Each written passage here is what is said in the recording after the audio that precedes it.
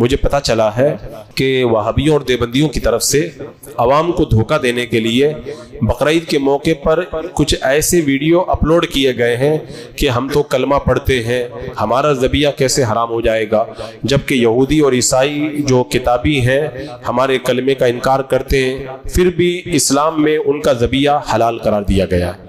اب نوجوان بولا بالا جب سنتا ہے تو وہ حیرت میں ڈوب جاتا ہے کہ عیسائیوں اور یہودیوں کا ذبیحہ جب حلال ہے تو دیوبندی وہابی تو کلمہ پڑھتے ہیں، ان کا ذبیحہ حلال کیوں نہیں ہوگا؟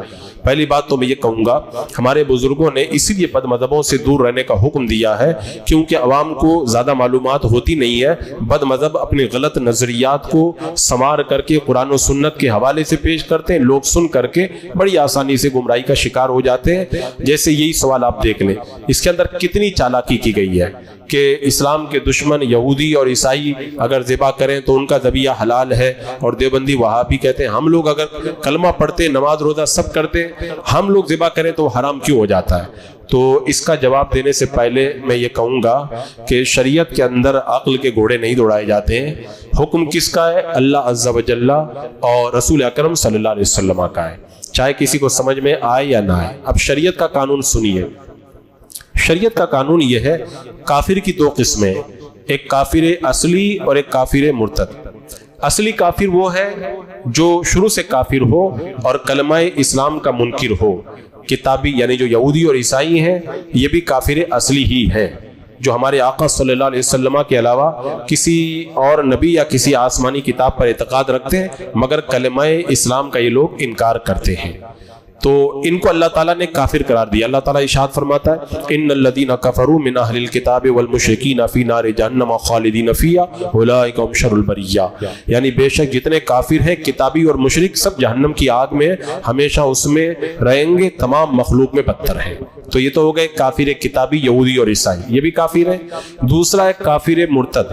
کافر کی دوسری قسم ہے کافر مرتد، یہ وہ کافر ہے جو کلمہ پڑھتے ہیں اور کلمہ پڑھتے ہوئے کفر کریں، جیسے وہابی دیوبندی یہ اسلام کا کلمہ پڑھتے ہیں، اپنے آپ کو مسلمان کہتے ہیں، مگر اپنے عقائد کفریہ کی وجہ سے کافر مرتد ہے، جیسا کہ مکہ معظمہ، مدینہ منورہ، ہند و پاک وغیرہ کے سینکڑوں علماء کرام نے ان کے مرتد ہونے کا فتویٰ دیا ہے۔ اب آپ سمجھ گئے، کافر یہودی اور عیسائی بھی ہیں، کافر دیوبندی اور وہابی بھی ہیں، لیکن دونوں میں فرق کیا ہے؟ کتابی جو ہے یہودی اور عیسائی وہ کافر اصلی ہے، اور یہ کافر مرتد ہے۔ تو اب ان دونوں کے بارے میں شریعت کا قانون سنیں۔ اللہ تعالیٰ ارشاد فرماتا ہے وَطَعَامُ الَّذِينَ أُوتُوا الْكِتَابَ حِلٌّ لَكُمْ۔ اس آیت کی تفسیر حضرت عبداللہ بن عباس نے فرمائی، جس کا مطلب یہ ہے کتابیوں کا ذبیحہ تمہارے لیے حلال ہے، یعنی اگر کوئی کتابی یعنی یہودی اور عیسائی مسلمان کے سامنے ذبح کرے اور یہ معلوم ہو کہ اللہ کا نام لے کر ذبح کیا گیا ہے تو اس کا ذبیحہ حلال ہے۔ یہ تو کتابی کا ذبیحہ کا حکم ہو گیا، اور رہ گئے دیوبندی وہابی جو مرتد کافر ہیں، ان کے بارے میں فقہاء کرام نے، علماء اسلام نے یہ صراحت کی ہے کہ مرتد کا ذبیحہ حرام ہے۔ تو خلاصہ کیا نکلا؟ اسلام نے، شریعت مطہرہ نے کتابی کا حکم الگ بیان کیا ہے اور مرتد کا حکم الگ بیان کیا ہے، مگر دیوبندی وہابی دھوکہ دینے کے لیے کہتے ہیں کہ کتابی کا ذبیحہ جب حلال ہے تو ہمارا ذبیحہ بھی حلال ہونا چاہیے۔ یہ دھوکہ ہے ان کا۔ اسلام کے اندر کتابی کا حکم الگ ہے اور مرتد کا حکم الگ ہے۔ دیوبندی وہابی یہ مرتد ہے، ان کا ذبیحہ حرام ہے، کتابی یہودی اور نصرانی ان کا ذبیحہ حلال ہے۔